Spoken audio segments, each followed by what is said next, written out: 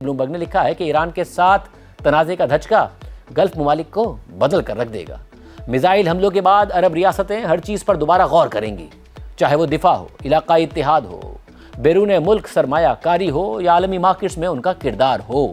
Bloomberg की report के मुताबिक अचानक फूट पड़ने वाली जंगें कौमों की तारीख बदल सकती हैं। 1990 से पहले कुवैत अपने हमसाया ममालिक से मुख्तलिफ था, यानी एक खुला मुआशरा, निस्बतन शराकती सियासी निज़ाम और जदीद इंफ्रास्ट्रक्चर था। फिर इराकी टैंक वहाँ दाखिल हो गए और पहली खलीजी जंग शुरू हो गई। इस हमले से सिर्फ इमारतें ही नहीं गिरी बल्कि एक गहरा नफसियाती धचका लगा। इस धचके ने तरक्की की कई दहाइयों को पीछे धकेल दिया और अब इस जंग में ईरानी मिसाइल गल्फ के आसमानों से गुजर रहे हैं और तारीख दोबारा उसी बेरहम सबक को दोहराने की वार्निंग दे रही है।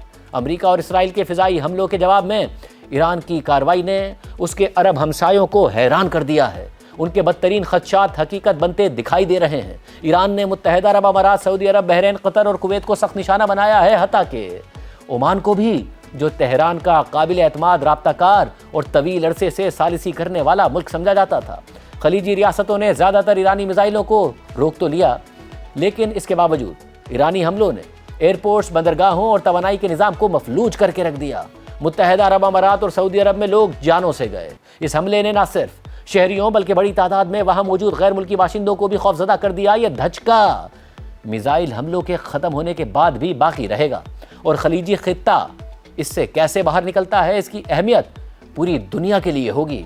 इस जंग ने दो तल्ख हकीकतें वाज़ेह कर दी हैं। पहली ये कि मशरिक़ वस्ता अब भी तेल और गैस की सप्लाई के लिए दुनिया की एक बड़ी ज़रूरत है। दूसरी ये कि खलीजी रियासतें जिन्होंने ख़ुद को एक गैर मुस्तहकम खित्ते में इस्तेहकाम और खुशहाली की अलामत के तौर पर पेश किया था, वो भी इलाकाई अदम इस्तेहकाम से महफूज नहीं हैं। ये धचका खलीजी ममालिक की जानिब से दौलत के इस्तेमाल का तरीक़ा भी बदल सकता है। ये मामला इन अमीर अरब ममालिक की जानिब से सिर्फ अंग्रेज़ी फुटबॉल क्लब्स, मिस्री रियल एस्टेट या सिलिकॉन वैली की कंपनीज़ में सरमायाकारी तक महदूद नहीं है।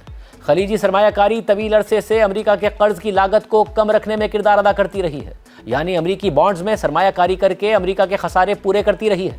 अगर हिकमत अमली बदल गई तो इसके असरात दुनिया की सबसे बड़ी मनी मार्केट तक पहुंच सकते हैं। इस तनाज़े के बाद कोई भी खलीजी रहनुमा पहले जैसा नहीं रहेगा। उनके सामने कई सवालात होंगे, मसलन सरहदों और शहरों का दिफा कैसे किया जाए, वाशिंगटन पर कितना एतमाद किया जाए, आलमी मईशत और मार्केट्स के साथ ताल्लुकात कैसे रखे जाएं और आपस में ताउन किस हद तक किया जाए।